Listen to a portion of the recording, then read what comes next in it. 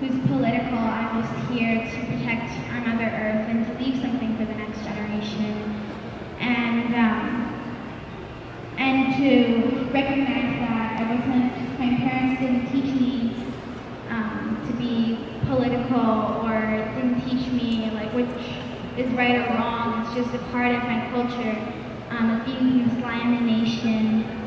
And it was something that my kupa, my grandfather, and my chicha, my grandmother, my kupa, Robert Blaney, and my chicha, Elizabeth Blaney, something that they taught me. And to me, environment, and being an environmentalist, and having these protests and speaking for the environment, that's not a political thing. The word environment isn't a political thing, and it isn't just something that, you know, it's a bunch of trees and squirrels. It's our home. It's what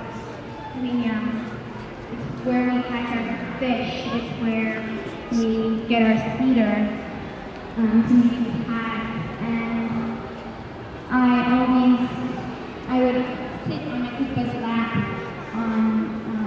on his left knee, because his right knee was for my cousin Kaylee, and so, you know, we'd always sit on the same knee. And he would teach me about our Mother Earth, and he would tell me about the balance in our ecosystem, and he would tell me that the animals and the land and the water and the people were like the four directions with four different colors, but we're all connected in a greater circle. And the lifeblood of the water, the lifeblood of the land, is the lifeblood of our people. And everything that we do to that water, we are doing to ourselves, we are doing to our own bodies. Everything that we're doing to the land, we are doing to our homeland, we are doing to the animals, ourselves, because we are equally as connected to the land as the animals are, even though sometimes we choose not to believe it. And everything that we do to the air, we're breathing in. We're breathing in our bodies. The pollution that we put into the air is the pollution that we're putting into ourselves. And that's what I was taught. And even as a young child, I would be noticing the corruption in my nation. I would be noticing pollution in our territory, because that's, you know, at an age of like 5 and 6, that's when kids notice things, because that's, you know, something that we do. We notice and absorb the things around us. And I noticed what was going on. I noticed the treaty and how that was affecting our culture. And I would always hear my parents complain about how we could barely practice our culture anymore. And when I was 8 years old and I saw an advertisement or an article in the paper, I might as well have been an advertisement, for the Northern Gateway Pipeline.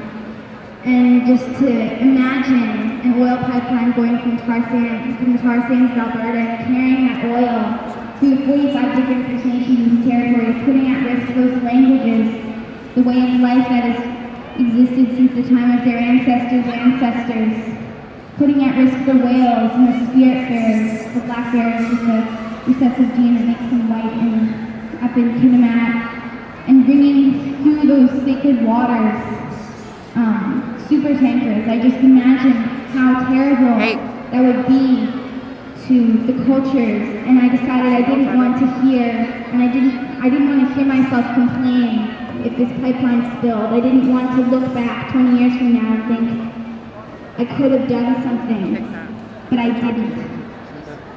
I decided that I wanted to use my voice that I was given, like my kupa, my chicha, and my dad. They told me that we are all given a voice for a reason. We are given a voice by the Creator to speak for those who have no voice and for those whose voice goes unheard. So I used that voice, not only my speaking voice, but my singing voice, and I decided to write a song called Shallow Waters, about a future where that oil spilled in the land. And from there on, the first thing I did is I went to the Enbridge buildings, their offices, the Bentall building. I called in advance and I said that I wanted to talk about my concerns with this pipeline. I got over there was security outside, and I came back the next day, there was no security, so when I called in advance, I guess they put security outside when I was 10. And I wasn't able to get inside the building. I was told that I had to get out or else I would be charged with trespassing. And as a first step, it was disappointing, but it showed me the strength of our people. It showed me how strong that we fight and how we will fight for our Mother Earth and how unafraid we are in the face of all of these threats. We are unafraid of these corporations, but we are afraid for our future. And it did show me how afraid these corporations were of us, how afraid they are of our voice, and of this idle no more, and of us coming together and putting our foot down and saying no, and of the power of the millions of individuals who have gone up and said something against one greedy individual, like Harper or Christy Clark. And over the years that I've been speaking, I've just discovered so many things and found so much inspiration. And today I wanted to share a song with you, and this is Earth Revolution. And so it's about my generation, being generation now. Not generation in a letter, but the generation now, the generation that must change things, the generation that will make the decisions for many generations to come, and the generation that needs to change things now. So this is Earth Revolution. Out from a distance, still got a million miles to go, making a difference. The only trophy I wanna hold, the state of the nation, is poison from pollution, breeding war. No, we have solutions, and actions speak louder than words. Oh, stop waiting till tomorrow.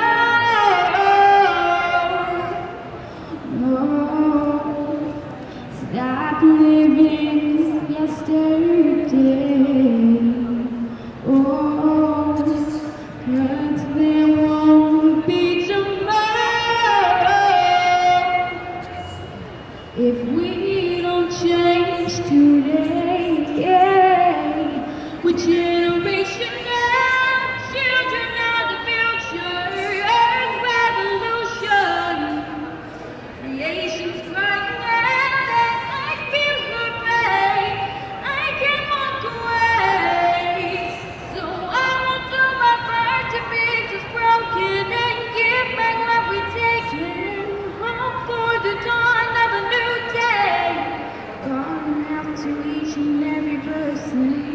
Join me in the Earth Revolution.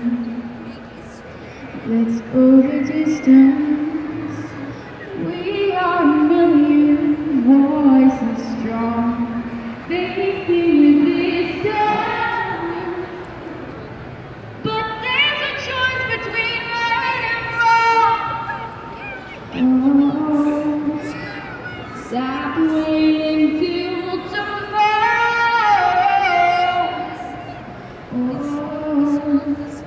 Stop living yesterday,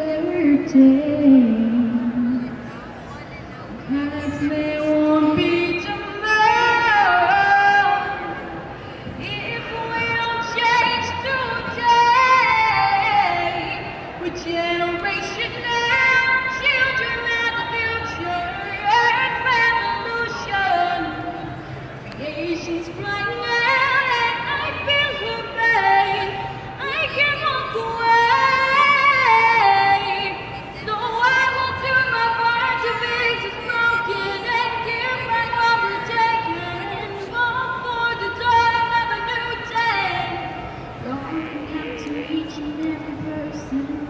Join me in the Earth Revolution. I've walked this great land, it used to be beautiful, it used to be warm. And I've seen the river run, drying out communities that know hope. Where are the tall ancient trees? They replaced them with their concrete trees. We have turned this around.